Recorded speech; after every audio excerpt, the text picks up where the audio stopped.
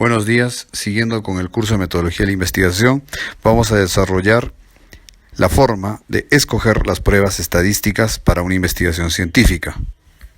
Soy el doctor Evin G. Villavicencio Caparó y les guiaré durante este módulo. Lo primero que tenemos que tener en cuenta es que la estadística se divide en descriptiva e inferencial.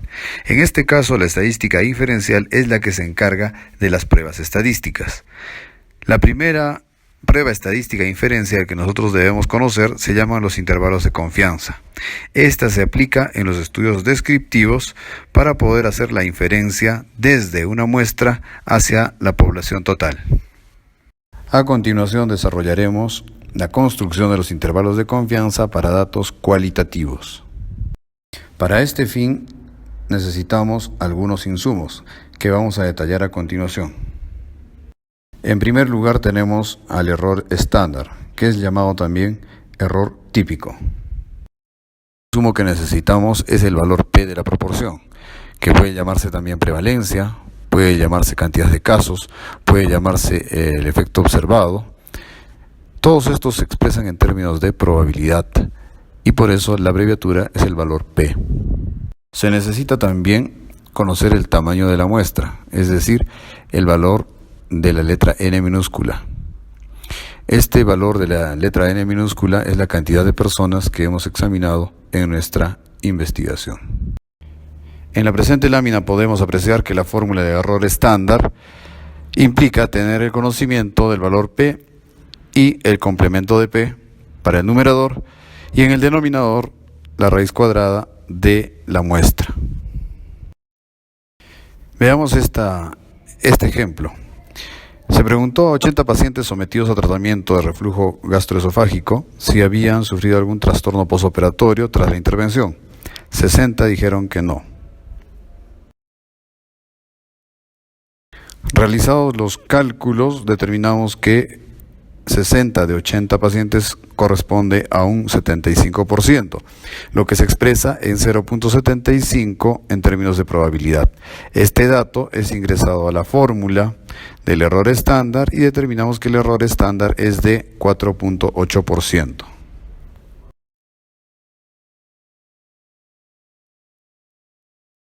Conociendo que el error estándar es de 4.8, usualmente se toman dos errores de estándar para construir los intervalos de confianza.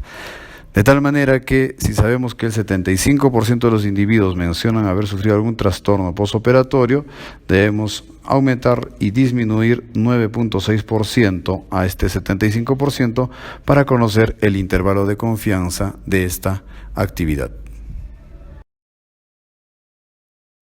La siguiente prueba que tenemos que conocer es la que corresponde al chi cuadrado.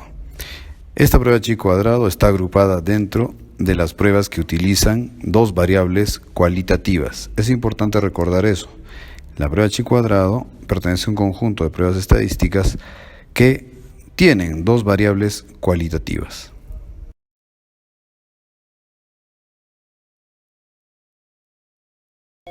Este conjunto de pruebas cualitativas son la prueba chi cuadrado, McNemar, la prueba de Yates y el test exacto de Fisher. Todas estas actúan de manera similar al chi cuadrado, llamado también chi cuadrado de Pearson. El fundamento general es que tenemos que tener como mínimo dos grupos, denominados el grupo A y el grupo B. Y dentro de cada grupo hay subgrupos, en este caso denominados con color azul los sanos y con rojo los enfermos. De tal manera que tenemos que tener dos grupos y cada grupo a su vez dividido en subgrupos.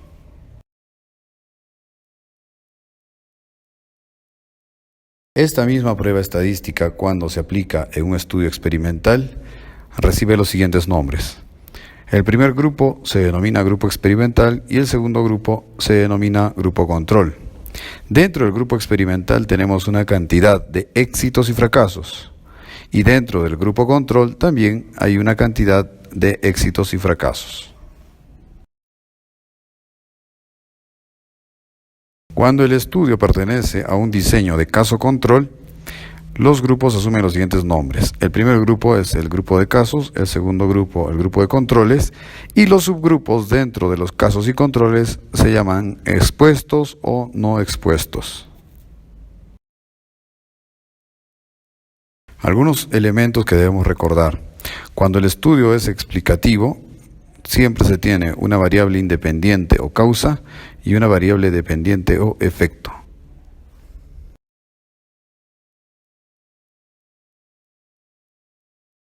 Cuando el estudio es experimental, siempre se tiene una variable independiente llamada estímulo y una variable dependiente llamada respuesta. Conociendo cuál es la variable independiente y la variable dependiente, vamos a llevar esto a nuestra tabla de doble entrada. Usualmente se pone la variable independiente en las columnas y la variable dependiente en las filas. Esta es la fórmula del chi cuadrado, donde O significa las frecuencias observadas y las frecuencias esperadas. Entonces se hace una resta de las frecuencias observadas menos las frecuencias esperadas, esto se eleva al cuadrado y se divide entre la sumatoria de las frecuencias esperadas. Todo esto con la finalidad de comprobar la siguiente hipótesis. La hipótesis de una prueba estadística de chi cuadrado es que las filas no dependen de las columnas. ¿Qué quiere decir esto? Que la variable dependiente no depende de la variable independiente. En contraste, la hipótesis del investigador dice que las filas dependen de las columnas, lo que suponía el investigador.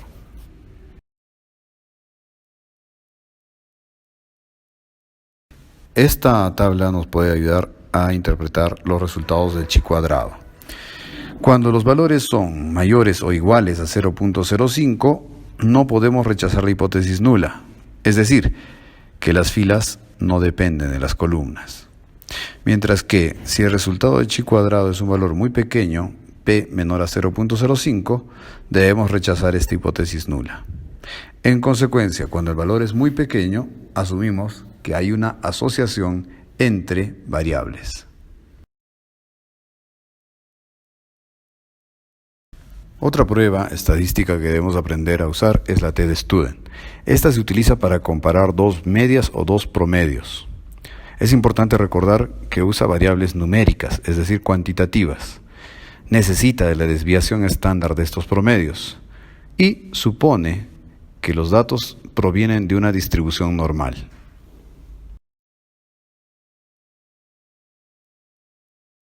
Para entender la lógica del funcionamiento de la t-de-student, presento este ejemplo. Imaginemos que hay un grupo de pacientes con temperatura 37, 37, 37, 37. El promedio será 37. Otro grupo de pacientes tendrá estos valores, 37, 36, 38, 35, 39. Si sacamos el promedio, también será 37. Comparando los dos promedios a simple vista, son promedios iguales. Por lo tanto, podríamos decir equivocadamente que estos grupos son iguales. Precisamente la t-de-student se inventó para saber hasta dónde se puede tener una tolerancia de la comparación de los promedios respecto a la desviación de sus datos y decir que los grupos son iguales. Bien, en ese sentido tenemos hasta tres tipos de t-de-student. La primera es la que compara un conjunto de datos basándose en su promedio y desviación estándar contra un valor estándar ya preestablecido. Es decir, es una t-de-student para un solo grupo, pero que compara contra un valor estándar que proviene de algún otro grupo de una investigación previa. El segundo grupo de t-de-student es la que se utiliza para grupos asociados. Un grupo asociado significa que es el mismo grupo en dos momentos de tiempo. Presento el siguiente ejemplo. Tengo un grupo de pacientes con temperatura alta, 38, 38, 38, 38, 39 y 39. Una vez que nosotros aplicamos un estímulo como un fármaco para disminuir la temperatura, luego estos regresarán a la temperatura normal. A esto se le conoce como un grupo asociado, es decir, el primer paciente con 38 de temperatura, después del estímulo tendrá 37 de temperatura.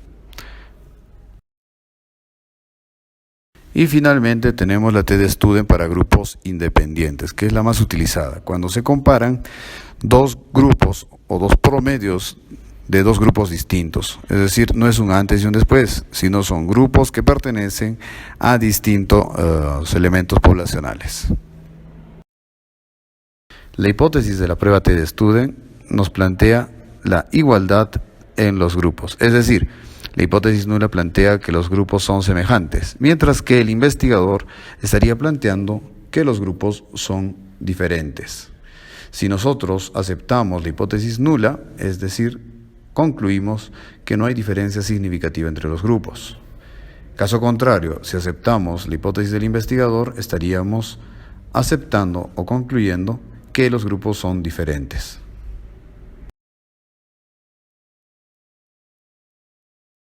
Bien, para verificar esto, cualquier paquete estadístico nos devuelve el dato P. El dato P es la significancia estadística de la prueba T-de-Student. Si el dato resulta mayor o igual a 0.05, no podemos rechazar la igualdad de los grupos. Caso contrario, si el valor P es muy chiquitito, podemos rechazar esta igualdad de los grupos, por lo tanto decimos que los grupos son diferentes. Otra prueba estadística es la R cuadrado de Pearson. Si se sospecha que hay una correlación entre dos variables cuantitativas, el estadístico R cuadrado de Pearson es el indicado para la comprobación de dicho fenómeno. Como en todas las pruebas vistas anteriormente, el ordenador nos da un resultado. En este caso será el valor R cuadrado, que puede asumir signo positivo cuando la relación es directa, a mayor aumento de la variable causa, mayor aumento de la variable efecto. Y asume el signo negativo cuando la relación es inversa, a mayor aumento de la variable causa, menor valor de la variable efecto. Para poder utilizar la prueba R de Pearson, debemos hacer caso a los siguientes supuestos. Primero, las dos variables deben ser numéricas, es decir, dos variables cuantitativas. Segundo, los datos son pares ordenados, es decir, que cada uno de los datos del eje X le pertenece a un dato en el eje Y. Tercero, la distribución debe ser normal, es decir, los datos tanto de la columna X como de la columna Y deben tener una distribución estadística normal. Y finalmente, para poder correlacionar una variable con la otra, debe existir una plausibilidad biológica entre las variables, es decir, una relación que se pueda demostrar biológicamente. En el presente gráfico podemos ver que se correlaciona la variable edad con la variable prevalencia de caries. En el eje X hemos puesto la edad y en el eje Y tenemos la variable prevalencia de caries. Estos datos se convierten en pares ordenados, dado que a 6 años le corresponde 29% de caries, de igual forma a 7 años le corresponde 51% y así sucesivamente. Al ejecutar la prueba estadística de un software, se calcula el valor R cuadrado, al cual debemos quitarle el cuadrado y poder leer el valor de R simplemente. En este caso el valor nos da 0.93 con signo positivo, lo que significa que a mayor edad, mayor prevalencia de caries. Esto es una relación directa. Y el valor 0.93 debemos cotejarlo con una tabla que mostramos a continuación. En la presente tabla vemos cómo se interpreta el valor del estadístico R cuadrado de Pearson, como corresponde al nivel que va entre 0.91 y 1.00, podemos afirmar que la correlación es muy fuerte. En general, se dice que valores mayores a 0.80 denotan una buena correlación.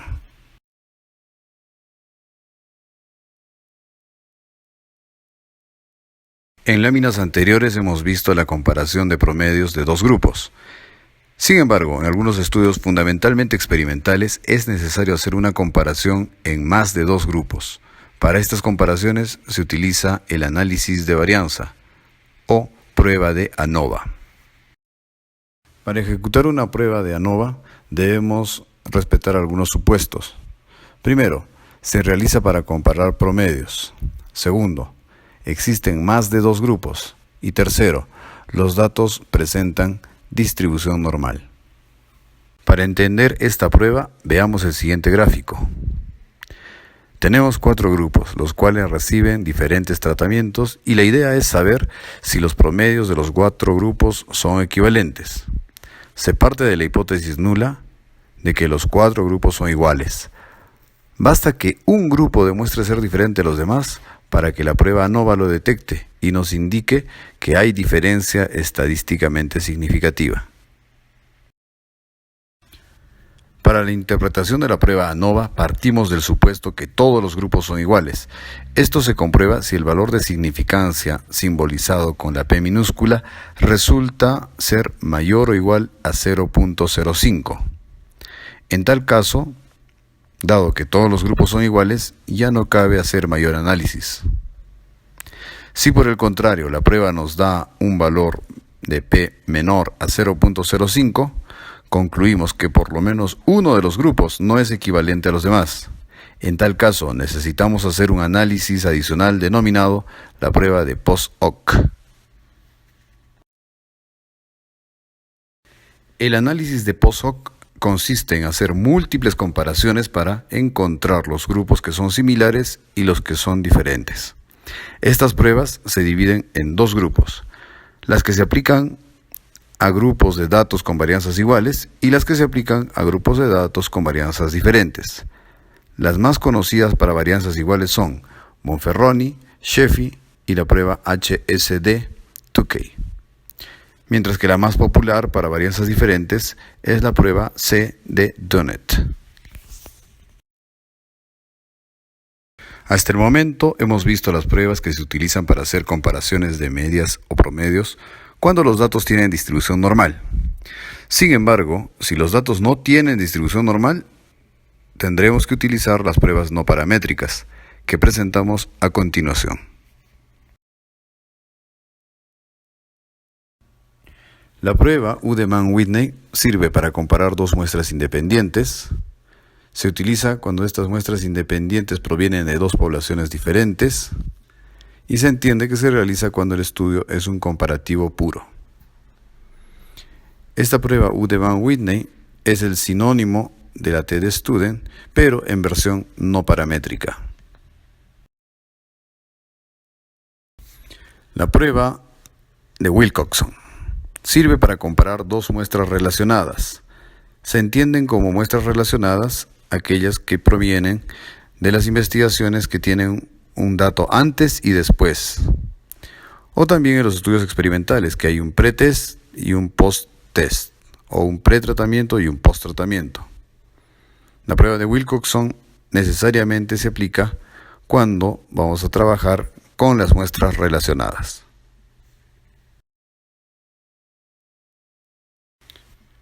Ahora veamos la prueba de Kruskal-Wallis. Esta sirve para comparar más de 2 muestras independientes. Es decir, compara más de 2 poblaciones diferentes. Sirve para los estudios que son eminentemente comparativos. Debemos recordar que cuando se comparan más de 2 poblaciones, en la versión paramétrica utilizábamos la prueba ANOVA. Entonces, Kruskal-Wallis es el sinónimo de la prueba ANOVA para estudios de muestras independientes. Finalmente, debemos de revisar la prueba de Friedman. Esta sirve para comparar más de 2 muestras relacionadas.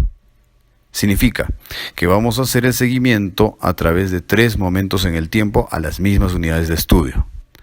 En el ejemplo tenemos un pretest, el test 1, el test 2 y el test 3.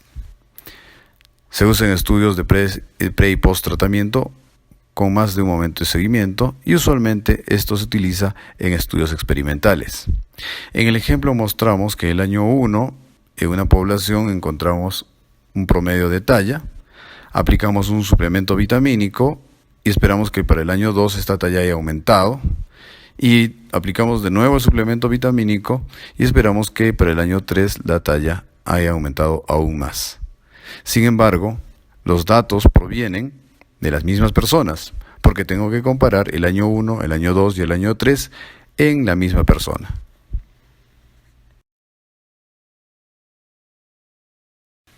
Para finalizar este módulo, les dejo esta tabla donde se muestran los criterios para escoger la prueba estadística.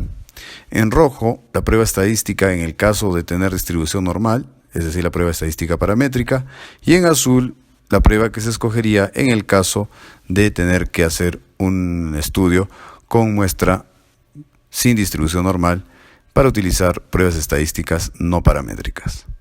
Espero hayan disfrutado de este módulo y que sea útil para las publicaciones e investigaciones que van a realizar de acá en adelante. Me despido esperando encontrarnos en una próxima oportunidad en algún otro módulo de investigación desarrollado por esta sociedad científica. Muchas gracias.